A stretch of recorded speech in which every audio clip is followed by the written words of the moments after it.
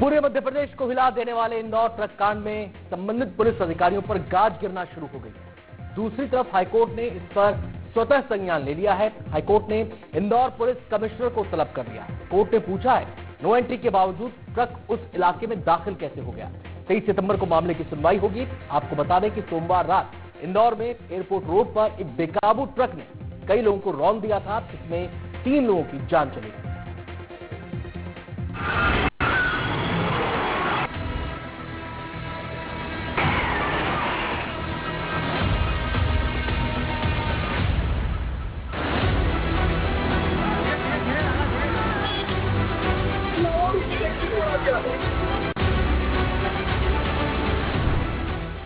इंदौर का airport road सोमवार शाम हमेशा की तरह सब कुछ सामान्य था, लेकिन तभी कुछ ऐसा हुआ कि सड़कों पर अफरा तफरी मच गई।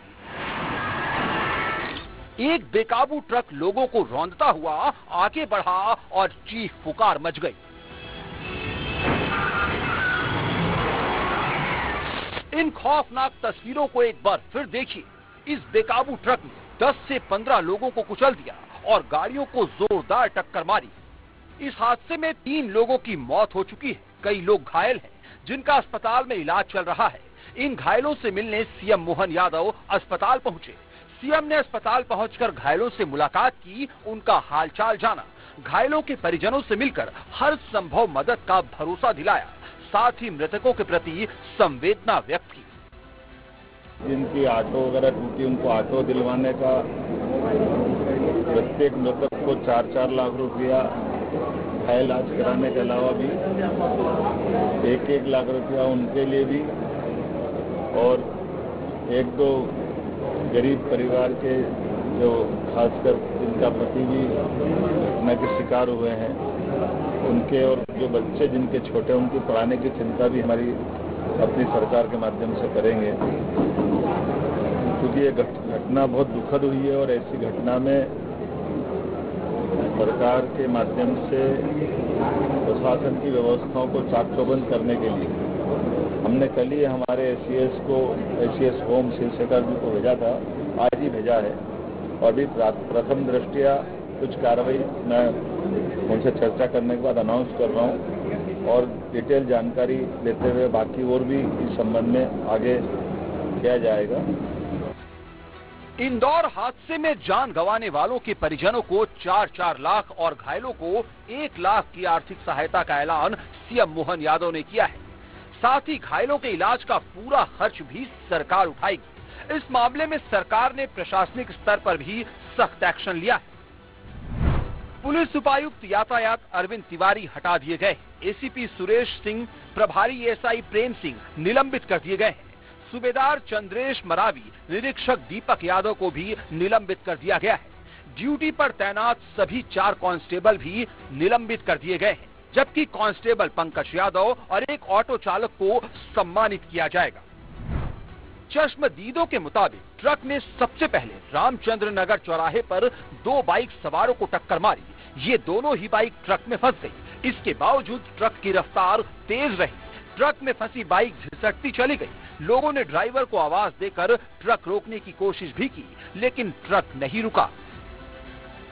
बड़ा गणपति चौराहे से पहले ट्रक बेकाबू हो गया, जिसकी चपेट में कई लोग आ गए।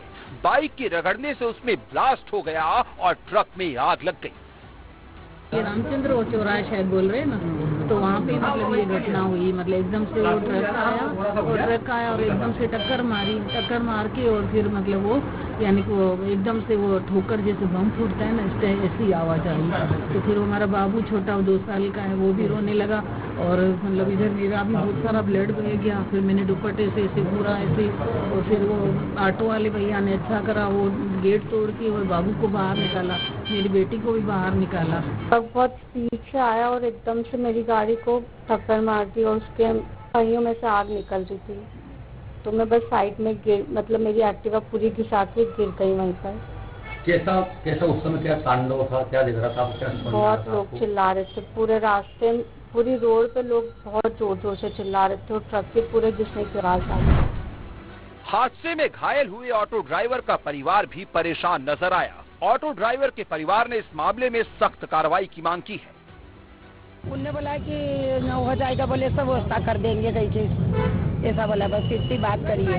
ऑटो चलाते तो लोगों ने फटाफट चालान काट देते, अगर ड्रेस ही पहनते चालान काटते। जब हमको मेरे 3 बच्चे छोटे, मेरे पति तो पापा ने, किसको बोलूं मैं, बस मदद कर रही, किसको बोली मदद। मेरा ऑटो वहाँ पूरा चीखना चूर पड़ा है, वो भी हमारी हमारी कौन बनेगा, मेरे पति अकेले कमाने वाले, मेरे छोटे छोटे बच्चे, बस मुझे मदद कर देंगे, मेरे को तो हिसाब चाहिए बस।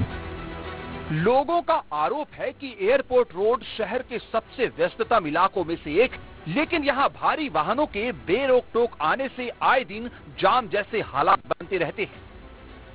ये रोड पूरा वीआईपी रोड है, यहाँ आए दिन ट्रैफिक लगता है, बड़े बड़े ट्रक निकलते हैं, उसमें कोई कार्रवाई नहीं होती है। रात को 8 बजे पैसेंजर गाड़ी जितनी भी यहाँ से जाती है, गुजरात की गाड़ी, सब 8 बजे बाद यहाँ रोड पे आप आके देखिए इस रोड पे कितनी गाड़ी खड़ी होती है, और नो एंट्री है, उसके बावजूद भी 8 बजे से गाड़ी जो चालू होती है।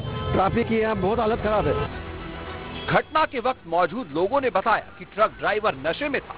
2 बाइक सवारों को टक्कर मारने के बाद ड्राइवर ने ट्रक से कंट्रोल खो दिया और वो लगातार वाहनों को टक्कर मारते हुए रामचंद्र चौराहे से बड़ा गणपति तक पहुंच गया।